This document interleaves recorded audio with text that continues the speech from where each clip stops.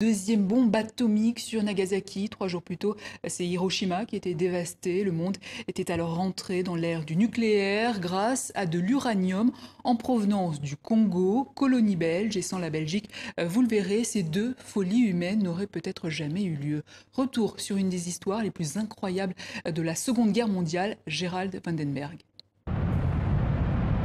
Cette explosion qui a fait entrer le monde dans l'ère atomique n'aurait jamais eu lieu sans la Belgique. Elle fournira aux Américains l'élément indispensable à ce déchaînement de puissance, l'uranium. Pour comprendre, remontons 8 ans en arrière. Nous sommes à Bruxelles en 1937, au conseil d'administration de l'Union minière du Haut-Katanga. Cette société contrôle les mines de notre colonie, le Congo. Elle y extrait du cuivre, de l'étain, mais aussi de l'uranium. La mine de Chinkolobwe est la plus riche du monde.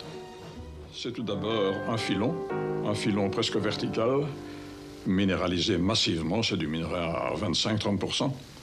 Mais le filon, qu'est-ce qu'il a comme dimension? Quelque chose comme 150 mètres en longueur, entre 10 et 20 mètres de large.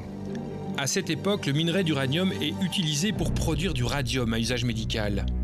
Un homme en particulier s'occupe de cette filière uranium. Il s'appelle Edgar Sangier. En 1939, la guerre éclate. Hitler envahit l'Europe, la Pologne, la France, la Belgique. Edgar Sangier a une intuition. Il sait que l'uranium que détient sa société pourrait un jour ou l'autre servir à fabriquer une bombe. Il s'exile aux États-Unis, espérant un jour vendre cet uranium aux Américains. Mais en fait, arrivé à New York, personne ne l'écoute vraiment.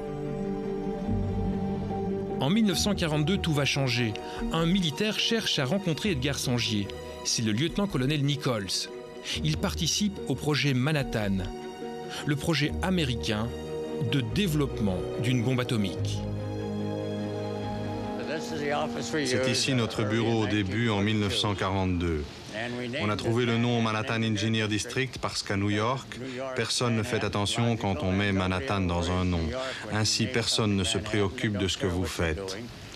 Cela pouvait être un projet de construction ou autre chose. Bref, un moyen de garder le secret. Pour développer une bombe atomique, les Américains ont créé des labos gigantesques, notamment à Los Alamos. Mais pour y parvenir, il leur manque l'élément essentiel, l'uranium. Et de l'uranium, Sangier en a en grande quantité. Les deux hommes vont donc conclure un contrat de plusieurs centaines de millions de dollars. Puis, Edgar Sangier fera venir le minerai d'uranium du Congo par bateau entier jusque New York. On peut donc dire que si Sangier n'avait pas eu l'intuition de faire venir l'uranium là où il était disponible, là où nous pouvions l'utiliser, nous n'aurions jamais construit la bombe atomique et ça aurait été fini. Enfin, je ne crois pas que nous en avions vraiment besoin pour avoir la victoire. Mais nous aurions dû passer par une invasion du Japon et nous aurions perdu beaucoup d'hommes. Alors voilà ce qui était critique, crucial. Tout cela évité grâce au fait que Sangier a coopéré avec nous. En août 1945, Edgar Sangier apprendra comme tout le monde que les Américains ont largué 2 bombes nucléaires sur le Japon. 72% de l'explosif atomique contenu dans ces bombes a été fabriqué grâce à l'uranium qu'il a fait venir du Congo belge.